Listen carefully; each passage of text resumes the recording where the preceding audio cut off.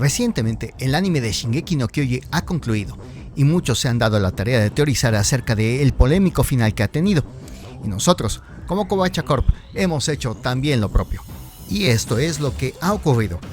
Bienvenidos a este podcast callejero número 2, Shingeki no Kyojin, la crítica al anime. Bienvenidos.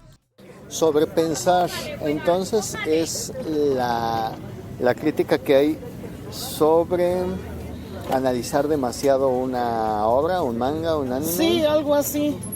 No quiere decir que sea ni bueno ni malo, solo quiere decir que cada persona llega a sus conclusiones y algunos analizan más las obras que otros. Shingeki no Kyojin me parece curioso porque empezó a hablar mucho ese diálogo cuando acabó la serie, cuando algunas personas asumieron que el autor nunca fue un genio y solo escribió al azar. Entonces, cualquier diálogo y mención de intentar hablar sobre qué podría significar esto, qué podría significar aquello, era denominado con "estás viendo de más, el autor no pensó en eso". Pero eso no necesariamente importa. Es posible que sea así, que el autor no haya pensado en eso cuando estaba escribiendo. Y tampoco ayuda el hecho de que el autor tampoco ofrezca entrevistas hablando de su obra, que en sus blogs personales en las redes sociales no lo incluya o no expanda un poquito más sus ideas. O sea, también se debe mucho al carácter del autor, a lo mejor al no querer interactuar demasiado de esa forma con el fandom o con los demás. Y pues bueno, se respeta. Al final de cuentas, cada autor es diferente. Pero como siempre lo hemos dicho, siempre y tal como lo decías ahorita, es el autor el que pues intenta expresar una idea consciente o inconscientemente. Consciente o inconscientemente va a expresar ideas o va a expresar por vivencias. Ejemplo, hay gente que ha visto que Shingeki no Kyojin, por ejemplo, puede tener algunos subtextos demasiado fascistas que a veces glorifican demasiado esa cultura. ¿Por qué tanta gente interpretó las acciones de Eren y los jaegeristas como un lado positivo? O lo de que algunos dicen, mucha gente dice, no, es que los eldianos son una metáfora de judíos, no, es que los eldianos son una metáfora de alemanes o lo que sea. ¿Sabes qué? Yo vi una interpretación que se hablaba sobre que los eldianos podría ser una entera interpretación del Japón posguerra. Órale.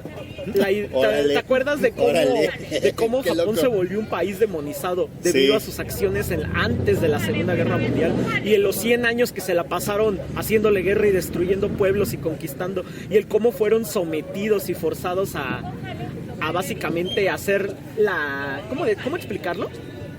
El puente para un país más poderoso y conquistador que estaba básicamente levantándose luego de una agresión contra ellos? Es ahí donde vemos que eso de la historia de ascenso, gloria y caída de los imperios es cierto. Siempre va a haber uno que asciende, bárbaro, salvaje, va a hacer cultura, va a aprender a hacer las cosas, va a llegar a su plenitud de intelectual, poderío militar, todo lo que sea el color y el carácter de esa cultura, y después viene la caída. Cuando está en la gloria, un nuevo bárbaro, un nuevo salvaje, que es el que lo va a reemplazar y que va a sufrir ese mismo proceso, es el que lo va a derrotar, y justo están haciendo cuando está en el máximo punto. De ahí es donde viene la decadencia y el ascenso de la otra. En este caso, si es cierta esa metáfora, entonces estaríamos diciendo de que el Japón llegó a su gloria quizás antes del inicio del siglo XX, a su máximo punto, tal vez, y en ese tiempo el que los iba a someter pues estaba empezando a ascender, estaba saliendo de la barbarie que eran los Estados Unidos. O sea, chécate el dato. Y para cuando viene la parte de la Segunda Guerra Mundial es cuando va a empezar su ascenso, a consolidar su ascenso, la segunda etapa. Y curiosamente es ahí donde viene el sometimiento a Japón. Podría ser, está interesante eso de que fuese una metáfora del Japón posguerra, la generación deprimida. Sabemos que una generación que vivió la guerra, como que estamos dentro del hilo de lo que empezamos a hablar, que era de que la gente, de que Isayama estaba a lo mejor imaginando cómo sería una sociedad posguerra. porque nosotros no hemos vivido la guerra. Llevamos 70 años en Occidente que no sabemos lo que es una guerra. En Medio Oriente es otra cosa, y en África es otra cosa, y pues tristemente sí lo saben. Pero bueno, a donde voy es de que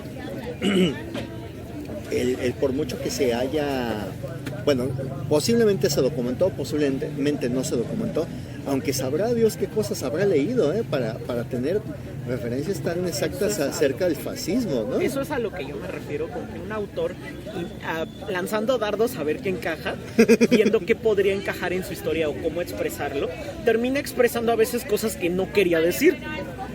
Es obvio para mí que Isayama obviamente no quería expresar de forma positiva una sociedad fascista, pero te meten tanto en lo que está pasando en Eldia durante el arco final, que empiezas a ver por su lado y te das cuenta de que hay algo muy interesante en Shingeki no Kyojin. Y es que es una especie de visión de qué pasaría si todo el mundo estuviera dominado por países fascistas. Es un what if si Alemania hubiera ganado la Segunda Guerra. Ya ves que muchas veces hemos visto eso. Es una cosa muy bizarra, pero curiosamente todas las naciones que ves, todas son extremadamente fascistas y egoístas, centradas solo en el beneficio de su nación y usando a su población como peones. No Pues hay sí. una muestra positiva de ni un solo gobierno que utilice un modelo diferente del que viste de Marley. Y Marley es un estado fascista. Sí. Pero Eldia también se vuelve un estado fascista. Entonces se vuelve un cochinero de como el extremo de hasta dónde llegan esas ideologías y se arraigan sobre todo el mundo y lo llevan a un estado perpetuo de guerra. ¿Acaso Isayama habría estado pensando en ¿y qué hubiera pasado si Alemania hubiera ganado la guerra? Ya ves que hay incluso artistas que han hecho ilustraciones de la Estatua de la Libertad iluminada en lugar de los reflectores de la 20th Century Fox, que estuvieran alumbrando no la Estatua de la Libertad, sino la cruz gramada de los nazis. Pero esa es la parte divertida. Esa es la parte divertida que viene con el analizar una obra y partirla. Tal vez Isayama no. De hecho, no a mí tuvo se me hace ninguna... muy entretenido y muy divertido y muy reflexivo el estar teorizando sobre esas cosas. No por ocio, sino porque, vuelvo al punto, el hecho de que una obra te mueva a la reflexión y que mueva a tanta gente a pensar, es que esto es lo que a lo mejor quiso decir y todo ello. Más allá de que sea el fandom, el fanboyismo, más allá de todo ello, creo que si una obra te lleva a reflexionar y a contrastar tu realidad con la obra de ficción, creo que ya logró algo que pocas obras pueden hacer. Y a lo mejor Isayama ni siquiera buscó eso. Pero el fandom, que curiosamente está siendo tan atacado por aquellos que dicen lo que tú expresabas hace un momento, de sobrepensar, de sobreanalizar o de sobrevalorar, porque también puede caer en ello, pues están haciendo todo este festival después del parece final. que en serio, te digo que todos esos movimientos, y no es el único fandom donde lo he visto. O Sí. sea, yo no tengo nada en contra de que la gente no esté de acuerdo con una perspectiva de análisis. Eso es completamente común. Todo el mundo recibe las obras de forma diferente. Pero casi pareciera un movimiento antiintelectual. El hecho Y eso da miedo. de castigar con la funa en redes a quien está analizando una obra. Sí parece, eso de verdad parece un movimiento de oscurantismo, Rodro. Ah, caray. ¿Tanto así lo sientes tú? Últimamente mucho, lo he visto mucho en otros fandoms en inglés principalmente. Ya se está empezando a contagiar al fandom en español, porque ya ves que la gente de acá es aún más insistente con el no quiero pensar. Sí, Pero es triste, algunas pero es cierto. veces la forma en la cual se atacan y se pelean porque alguien vea algo diferente en una obra se siente bien raro. Claro, no hemos llegado a la violencia, por suerte aún no hemos llegado a la violencia y a la caza de brujas genuina. Y es que te digo, no se trata ni siquiera de que algunas personas estén hablando con palabras o ideas complicadas porque quieran verse intelectuales. Hay gente que genuinamente simplemente es demasiado apasionada sobre las cosas que ve y se excede mucho en el análisis porque disfrutan sacarle todo el jugo a lo que les haya expresado una obra. Pero sí, últimamente veo muchos pensamientos raros de gente que preferiría que simplemente las cosas fueran más simples de entender. ¿Por qué será eso? ¿Por qué crees que sea eso? El sobrepensar o el pensar, analizar las cosas, Toma por te ejemplo. lleva a dos cosas. Uno, a confrontar tu vida con la realidad. Inevitablemente te va a llevar a eso. Quieras o no, te va a llevar a eso. Dos, te va a llevar a evadirte de ello y no querer saber nada de eso. Creo que es la misma actitud que está detrás de la gente que no quiere escuchar noticias. Sí. Me parece, a lo mejor me equivoco, pero Bueno, puede ser que por ahí hay vaya el dos tipos asunto. de gente que no quiere escuchar noticias. La gente que está demasiado cansada de que las cosas estén horribles y no cambien. Y la gente que simple y sencillamente prefiere no andar escuchando sobre eso. Probablemente te refieres a los segundos, los que quieren evadir las cosas porque pues Ajá. no le ven el punto a que su vida tranquila y feliz sea irrumpida por noticias feas. Pero también está el punto, como dije, de la apatía. Del que se ha empapado tanto de los problemas del mundo que simplemente dice, no puedo ya con esto, simplemente nada está mejorando. Con lo que yo te digo, de lo de la gente que suele evadir mucho, que más que nada, no solo evadir, los que suelen atacar directamente a quienes están analizando más las obras, es mucho la gente que quizás está muy enojada con un trabajo, que quizás piensan que es una estupidez y que se han molestado de que haya tanta gente disfrutándolo. Los famosos no te dejen de tener diversión. Envidia.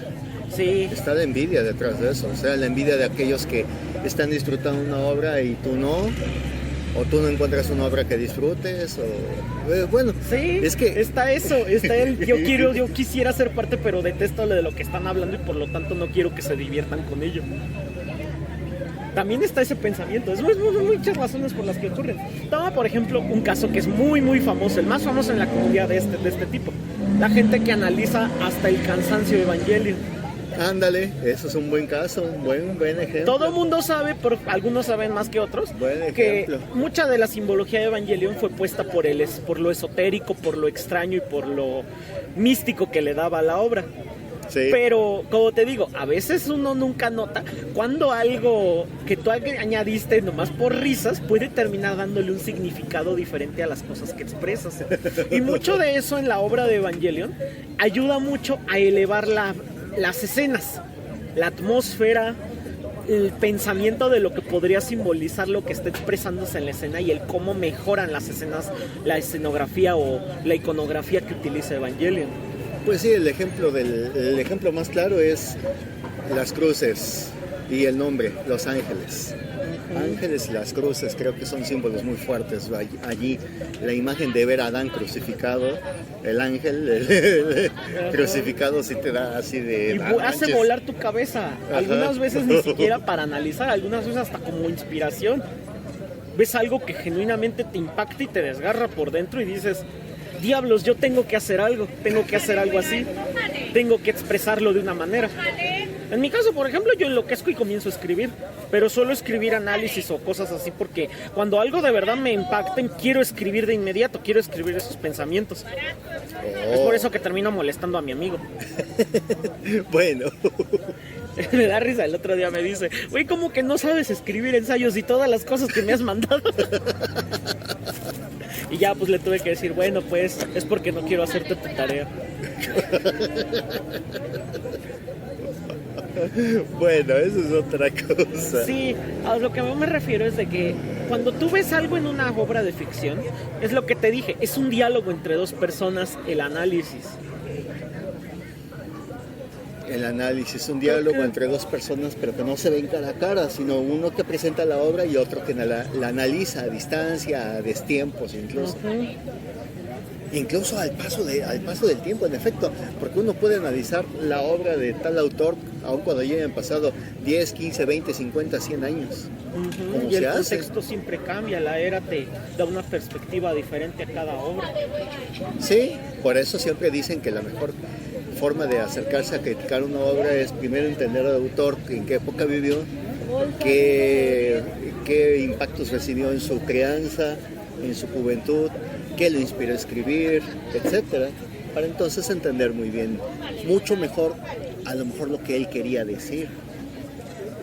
Y en este caso, pues con Isayama, pues no tenemos esa información porque él no la ha querido dar y está bien, está en su derecho. Yo he leído algunas entrevistas de él, algunas cositas que ha dicho y honestamente me da una impresión interesante de que Isayama escribió algo que se le salió de las manos.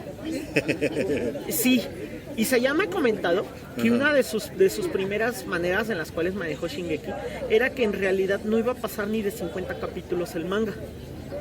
Primero que nada, Shingeki no Kyojin empezó con un humor mórbido, y tú lo has de haber notado que la primera temporada, aun si está refinada por el anime, tiene cierta sensación de humor mórbido en cómo los personajes intentan hacer algo y terminan muriendo.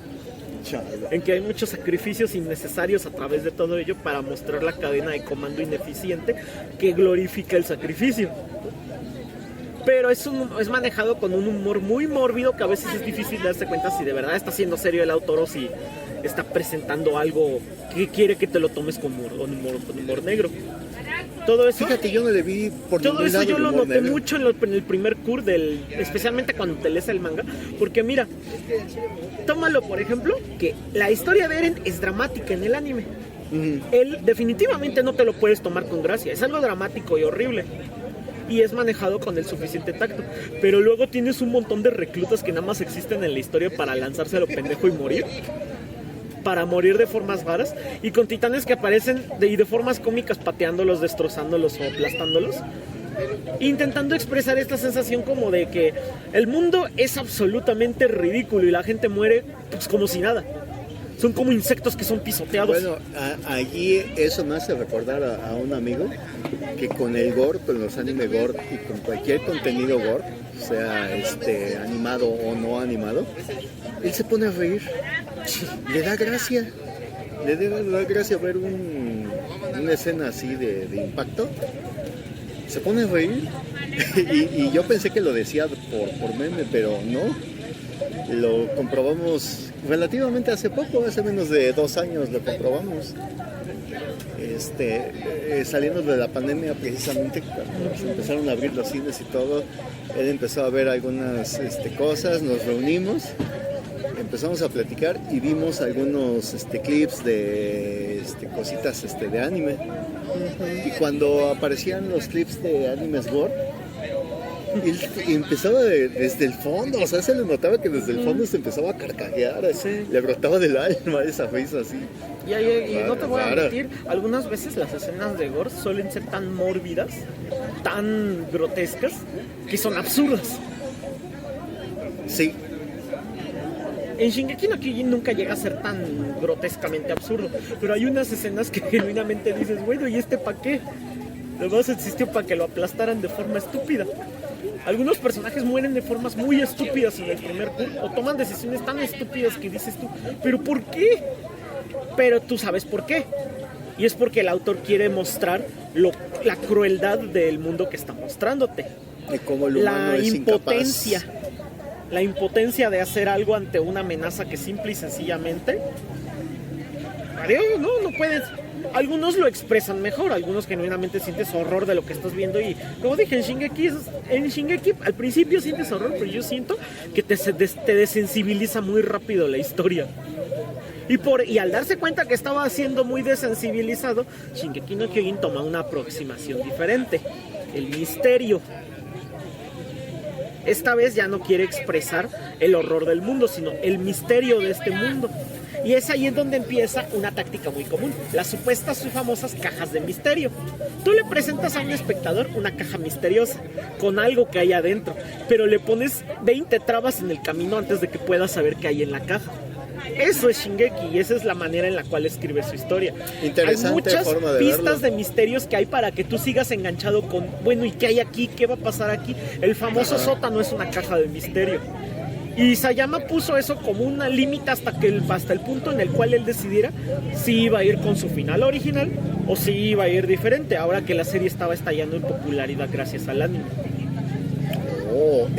¿Se sabe qué tipo de final tenía pensado él para la obra? Isayama tenía una especie de final en el cual se revelara, no nos dio muchos detalles porque nunca lo llegó a escribir completo, pero dijo que tenía pensado una clase de final horroroso, uno que se sintiera así como un vacío de todo esto para esto, en donde planeaba que la mayoría de los personajes simplemente muriera y que fuera algo así como los personajes muriendo en el horror e impotencia de lo que están viviendo y que al descubrir la verdad simplemente terminaran exterminados para que apareciera una especie como de grupo de humanos del exterior que vinieran a rescatarlos y no encontraran nada. Pero Isayama dijo que el final estaba inspirado de la obra La Niebla de Stephen King. Solo que nunca llegó a escribirlo y por lo tanto solo quedó más en... Pues tal vez pudo ser así. Lo que él quería expresar era una sensación de absoluto vacío. Y últimamente siento que para ese punto Isayama todavía tenía la visión que tenía al comienzo de la obra, cuando pensaba en esa clase final. Todo lo de Marley y lo que vino después, desde el sótano, es algo que muy seguramente montó sobre la marcha en base a las mismas pistas y misterios que ya había escrito. No es el autor que dice, lo tengo todo planeado, sino más bien ve las cosas que escribió y los misterios que escribió y empieza a enlazar cómo puedo conectarlos con lo que voy a escribir después. ¿Cómo puedo hacer que esto encaje con lo que estoy escribiendo ahora? Bueno, yo personalmente no creo que ni uno ni otro método sean infalibles, pero tampoco están mal. Yo defiendo tanto la idea de alguien que lo tenga estructurado y planeado como la idea de alguien que lo va desarrollando conforme va avanzando. Creo que ambas cosas tienen su grado de dificultad. Creo que tanto para un estilo como para el otro se requiere talento para poder hacerlo y hacerlo bien, obviamente. Por eso es que Shingeki cambia tanto de tono una vez que arranca el arco de Marley. Porque para ese punto abrió la caja. Abrió la caja y lo hiló con lo que iba a escribir después y lo conectó a las cosas que ya había preparado. De hecho, puedes ver cómo ya hay semillas planteadas en la historia para que la revelación de la caja tenga sentido. Así es como empiezas a darte cuenta en qué punto empezó a pensar cómo conectar con lo que va a revelar. Y yo diría que el punto de inflexión sería el contenido de la segunda temporada. Ajá, estaba pensando justo en eso, en el misterio del muro, de por qué.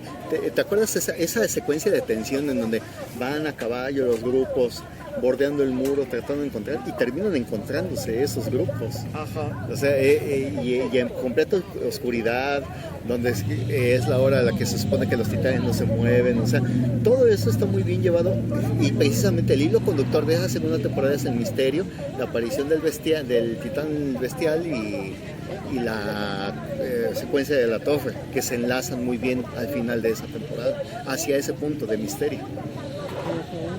Sí, ese es el eje conductor. Sí, es cierto, la curiosidad una vez más. Entonces, como la revelación de la caja está próxima a ocurrir, tú sabes que el público es muy cruel.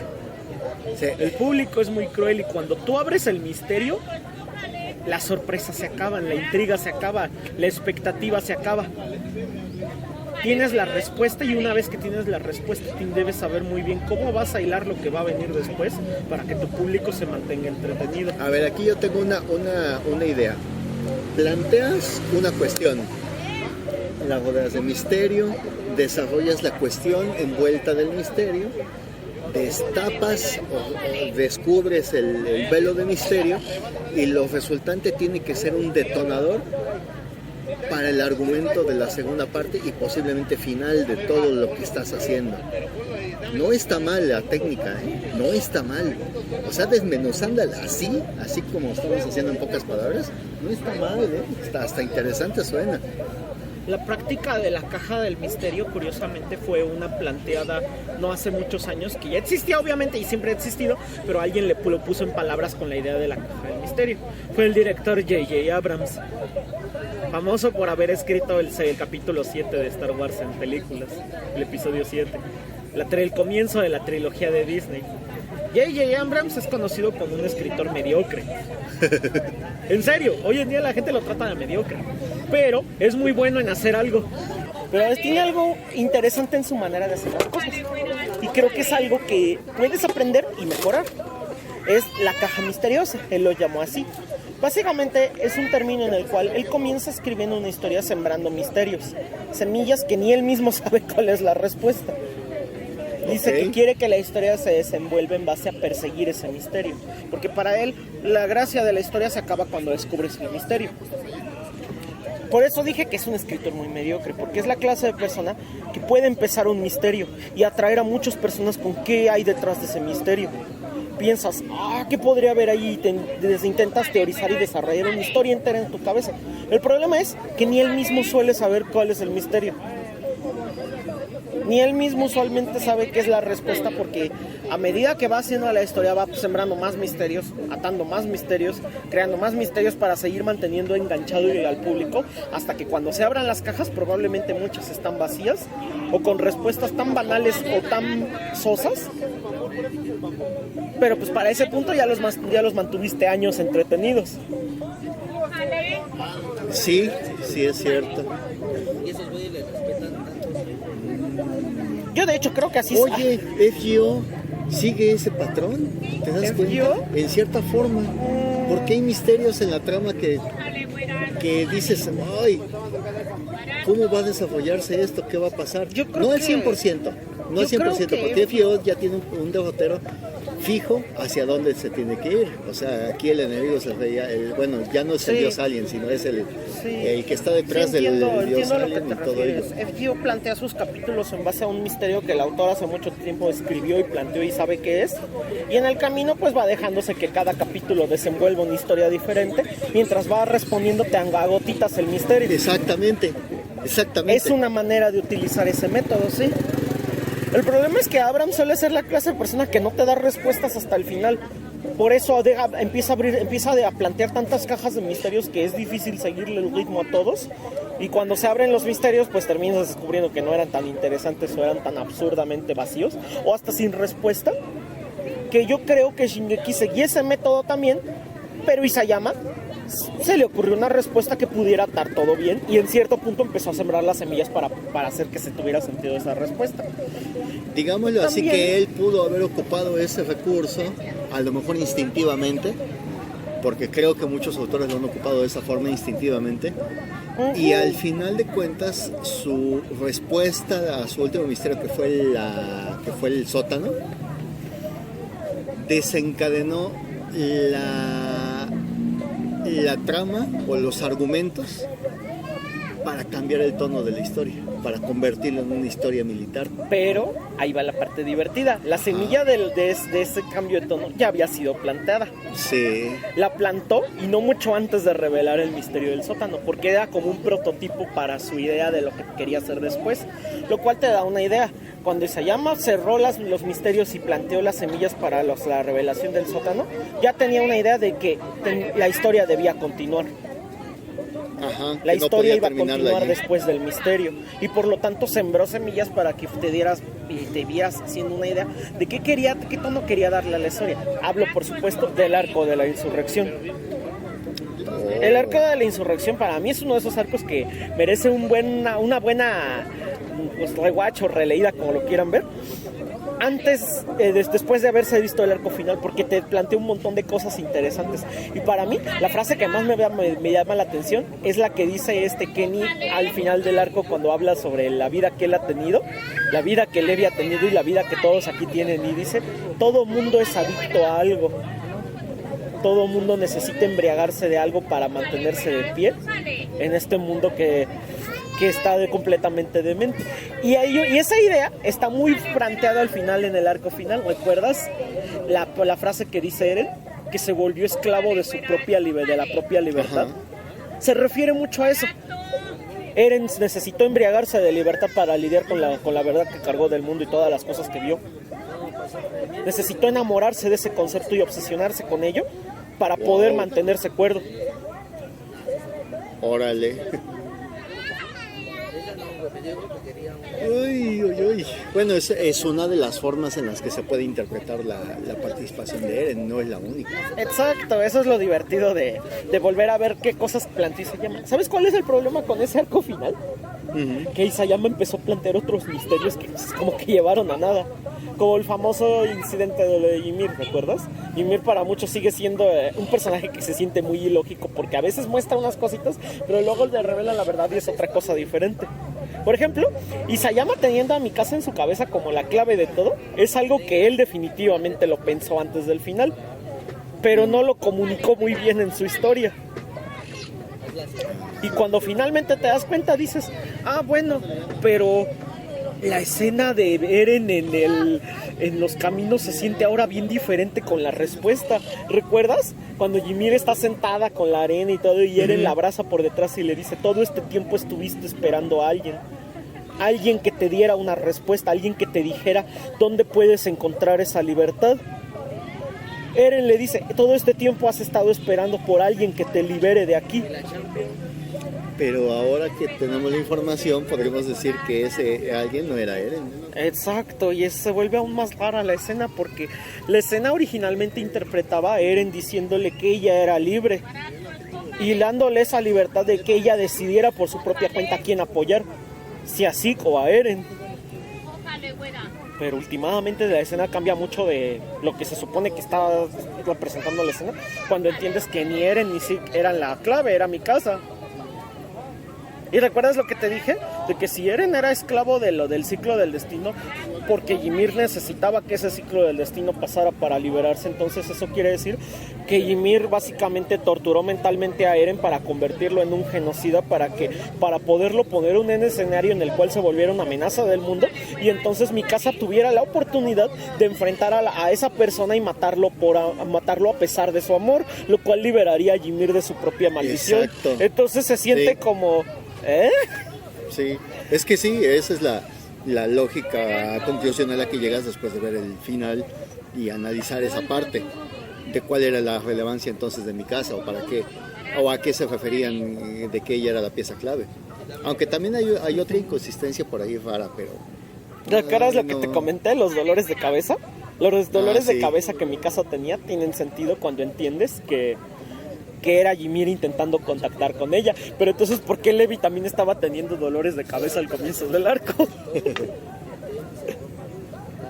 Aparte, cierta cosita que en el pasado Isayama soltó en un databook y nunca volvió a mencionar porque se metió hasta el cuello. Lo de que los Ackerman en realidad sí tienen esa como naturaleza de de ser serviciales hacia alguien. Y ese alguien que eligen se sienten con esa necesidad de seguirlos hasta el final. Pero no es tanto como una esclavitud, sino más bien como más o menos la relación que solían tener un samurái y su lord. ¿Ah? Sí, recuerda que los Ackerman en realidad son descendientes de Hisuru, un país, por así decirlo, un país codificado como Japón en el mundo de Shingeki no Kyojin. Ajá. Entonces, esa sensación servicial de seguir con honor a esa persona como tu lord hasta el final, no es tanto la de un esclavo, sino más bien como la de un retén muy fiel a esa persona. Y en ese databook mencionaba que Mikasa tiene esa clase de relación con Eren. ¿Por qué lo digo? Porque ese databook menciona que Levi tenía esa relación con Erwin. Oh. Ah, ¿por eso lo seguía? Uh-huh.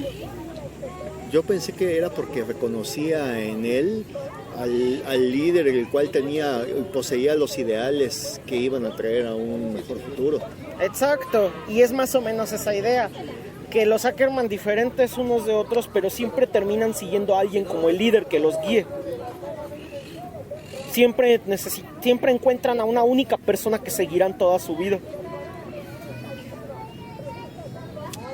Vaya. Ay, pero entonces ese databook ocurrió durante cuando estaba todavía cosas de la segunda temporada, y entonces se siente medio extraño cuando Isayama unos cuantos años después se le olvidó por completo eso y dijo, no, en realidad Mikasa nunca fue esclava de Eren o lo que fuera, eso solo es una asunción que hicieron los personajes en la historia, porque los dolores de cabeza no era de por ir en contra de Eren, era porque Ymir estaba intentando contactar con Mikasa. Es un montón de ideas que se le ocurren y las desecha porque ya no son necesarias, y su opinión del final cambió. Lo que quiere hacer para el final cambió. No significa que toda la historia haya cambiado y que muchos misterios ya no tengan sentido. Hay otros que genuinamente todavía a día de hoy le aplaudo. Me da escalofríos pensar en ellos. ¿Recuerdas el flashback de Eren Kruger? Ah, sí. Es una de las cosas que mejor ata toda la historia. Pero ahora se siente extraño algunas otras cositas. Por ejemplo, ¿no sientes medio extraño la de pinche determinación que Eren mostró cuando estaba atacando con visiones a su propio padre? Ah, sí. ¿No sientes extraño cómo Eren parece una persona completamente diferente cuando hablan de él en el final a cuando lo muestran en acción y él mismo dando órdenes y dirigiendo todo lo que está pasando? Fíjate que yo creo que ese es uno de los puntos más altos a los que como personaje en su faceta de líder llegó al aceptar tácitamente, porque él nunca lo dijo, no sé en el manga, pero en el anime nunca recuerdo que lo haya dicho, de sí acepto y yo los voy a dirigir, no, simplemente agarra y se pone la casaca y vámonos. Y él, pues fuera de cámaras, le contó a ay, ¿cómo se llama este personaje?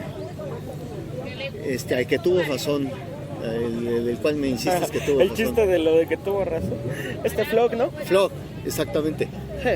Le cuenta lo que iba a ser el plan y todo ello. Y es curioso porque parece ser que Flock fue la única persona de confianza que tuvo Eren en esa fase, en su área ideológica como tal, en su faceta como líder de ese movimiento. Y es cierto, Eren se muestra determinado. O sea, una persona cuando tiene determinación ya no duda. Una persona cuando ya no duda es que ya tuvo su reflexión, ya tuvo su tiempo de decidir, de considerar pros y contras y ha decidido que esa es la mejor decisión, el mejor camino que seguir. Y está tan convencido que ya no hay forma de variar, hacer cambiar su manera de pensar. Y eso fue lo que se vio. Ahí el desatar a todo lo que desató para provocar todo el retumbar y el todo esto, genocidio. La insurrección militar en Paradis, el arresto de los oficiales, la declaración de guerra contra Marley. Ajá. La e incluso parte sacrificar aparte de sus amigos en favor de un bien superior. Ahí se le vio mucho como revolucionario. Y hay muchas cosas que eventualmente ya no encajan con las revelaciones del final. Tu visión simplemente cambia. No puedes ya verlo igual porque dices, Eren está actuando. Eren en realidad está lleno de desesperación. Eren está completamente resignado a lo que está pasando y no puede hacer nada para cambiarlo. Sí. Ahí a lo mejor torciéndole un poco podría tratarse de encontrar una explicación y todo, pero es complicado. Es lo que te complicado. digo. Los misterios que Isayama plantea en el arco final son los que se sienten más rushados, porque no son los que llevó años intentando conectar a las pistas que ya había dejado. Son los que se echó y preparó durante, ¿cómo serían? Alrededor de unos 4 o 5 años. Los del arco final, comparado, imagínate a los otros que se pasó casi 7 años haciendo. Bueno. 7 a 5 años no es muy ya sabes que cuando pero la pluma se incendia, sí, te bastan meses para agarrar y desarrollar una gran obra. Isayama, curiosamente te digo, yo no lo siento como un autor malo, simplemente creo eso. Se puso demasiado ambicioso su arco final y se le fue de las manos y cuando no hallaba una respuesta, cuando volteaba aquí para allá, ¿cómo resuelvo esto? ¿Cómo cierro esto? Porque esa es la parte más complicada.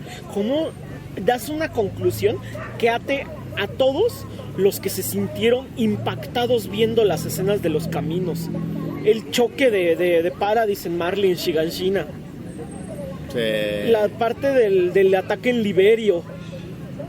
El ataque de Liberio. O sea, ¿cómo encajas que el final sí eleve tanto la emoción? Y es allí en donde viene la cosa que te digo. El final nació de Isayama diciendo que quería hacer un espectáculo como los que hizo Marvel. Isayama aparentemente menciona que esa pelea caótica, loca que ocurre al final de Guardianes de la Galaxia es lo que lo inspiró a querer hacer una batalla así de loca contra Eren sobre el ataque que ocurre en la costa, ¿te acuerdas? Cuando llegan y pelean contra los titanes por cielo, mar y tierra por todos lados.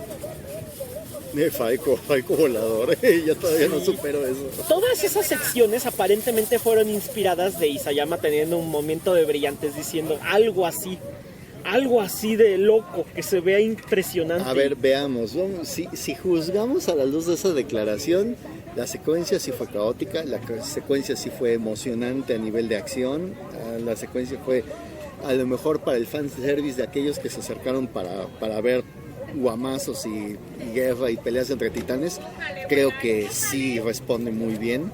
es muy emocionante y es larga, es disfrutable toda esa parte. Es un frenesí allí. De que sea a lo mejor seguida por una parte muy rara o muy curiosa, pues es otra cosa, pero al menos esa parte conecta muy bien con la secuencia del sacrificio de Henge en el puerto, de la huida, del despegue del avión, en fin, toda esa secuencia que no tiene desperdicio. Sí. Y bueno, y sobre todo algo que no sé si aparecía en el manga o no, pero al menos en la versión animada ver a los titanes de otros usuarios ser usados por el fundador, por Eren, así, y ver cualquier cantidad de variantes del mandíbula, del titán martillo. Eso fue genial. Yo me quedé así de wow, aquí sí echaron a volar la imaginación, como que aquí dieron todo, pero no sé si eso fue parte de la producción. Eso es del manga también. O es del manga. Eso también fue idea de Isayama en el manga. Fíjate. Los diferentes titanes de las diferentes generaciones. De hecho, ¿por qué crees que mencioné varias veces el chiste de lo de vaya? Si tuviera una moneda por cada vez que acosan sexualmente a Armin, tendría 2 monedas. Lo cual no es mucho, pero es raro que haya pasado 2 veces en todo el manga. Bueno. Es que es una escena rara, ¿no? Sí. Es una escena rara que pusieron para muy... Sí. Lo del titano Capi. Ay, no, bueno. Ahora, yo sigo sintiendo algo que cada vez que veo un video a lo largo de la semana que habla sobre el tema, y que no son videos cortos, son de 20, 30 minutos, donde están analizando desde un punto, desde otro, yo veo que conforme van pasando los días, la discusión sigue enriqueciéndose acerca de lo que significó el final. Algunos lo llaman un final trágico, un final que revela la miseria de la humanidad. Otros, como hemos comentado acá en otras ocasiones, que dicen es que este es un final que no da ninguna esperanza a la humanidad. Otros dicen es que esta es la verdadera miseria de la humanidad y el camino hacia donde vamos. Es decir, ha llevado mucho a una reflexión sí fatalista, pero también realista. Hay un video que vi que dura como 25 minutos, que honestamente me dejó muy pensativo, porque sus primeros 8 o 10 minutos son imágenes de la segunda parte de Shingeki, cuando ya está en conflicto con Marley, entremezcladas con imágenes de Bush, con Biden, escenas de la guerra del Golfo, la guerra de Irak, los bombardeos en Israel, atentados terroristas, cosillas del 11S también, pero no se podían presentar porque son demasiado sensibles. No aparecen las imágenes de las torres como tal, pero sí me llaman la atención mucho de esos vehículos de guerra, esas pruebas, imágenes de explosiones, de pruebas de armas, con un discurso de fondo de los políticos gringos, diciendo que vamos a llevar democracia y que vamos a defender los intereses de la democracia y de la paz, y que vamos a castigarlos, etcétera, etcétera, etcétera, y entremezclado con las escenas del anime y con una narración del creador del video, en donde ponía el contexto de la humanidad y de la guerra, cómo están ligados. Y en base a eso inicia su análisis por ahí del minuto 8, minuto 9. O sea, se toma mucho tiempo para una introducción y me llamó mucho la atención cómo lo hizo. ¿Por qué? Porque me da eco a que dije, rayos, alguien más también vio eso. Vio que que el final inevitablemente nos refiere a confrontar el mundo actual, el mundo que no ha vivido una guerra a escala mundial, como decíamos hace rato, en 70 años, o más de 70 años, y que por la historia y por la memoria gráfica que hay, y la historia, sea quien la sea que la haya contado, pues sí es el miedo, ¿no?, de la guerra, el fantasma, como en los 80s, la Guerra Fría y todo ello. Vuelvo a decirlo así. Shingeki no Kyojin es un Gundam en disfraz. Un Gundam disfrazado. Wow. Nunca te has escuchado, no, tal vez nunca has escuchado esto. Esta también es otra interpretación muy famosa en algunos círculos, pero más como análisis, de que Shingeki no Kyojin está estructurado como un anime mecha. Pero los mechas están hechos de carne.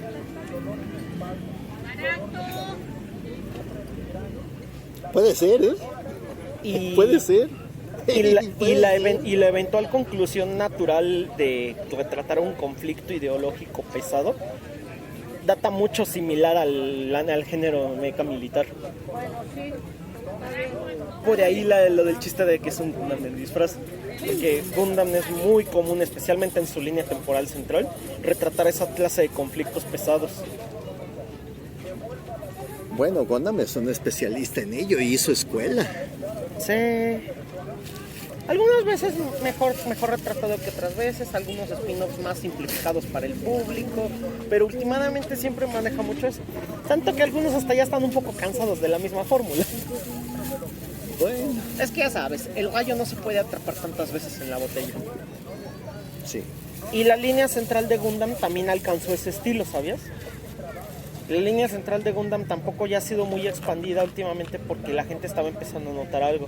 Es muy fatalista. La línea central de Gundam retrata tantos conflictos y siempre acaba igual. No importa qué tanto logren la paz, no importa qué tanto se logre el entendimiento. 50 o 60 años después habrá alguien buscando excusas volviendo a pelear por otras razones. Oye, sí es cierto. No me había puesto a pensar en eso. Oye, ¿qué crees que esa idea, esa teoría tiene más sentido todavía? Que haya seguido... ¿Y eso que crees que sí tiene más clic con la idea de que Isayama se inspiró en parte a Mukloop? Porque al final de cuentas es un género mecha militar también. Y Mukloop también tiene esa misma naturaleza medio fatalista. Sí. Con respecto al prospecto de la humanidad. Sí. Uf, uy. Ay, qué barbaridad. Code Geass. Code Geass también es otra de los que han sido inspirados por esa línea de pensamiento. Se vuela la cabeza un poco en la segunda temporada. De hecho, es bien sabido de la comunidad que la primera temporada de Code Geass todavía tenía los pies en la tierra, pero es la segunda la que se enloquece. Oh, sí. Haciéndole un poco de honor a todos los media, al género también, porque ya es que hay algunos animes que de verdad han saltado el tiburón bien loco. Sí. De ese mismo género. La segunda temporada de Code Geass es bien conocido por ser la temporada rara que el escritor como que se estaba fumando un porro o algo, porque puso a meter un montón de cosas muy dementes. Ah, pero está genial, me gustó mucho. Sí.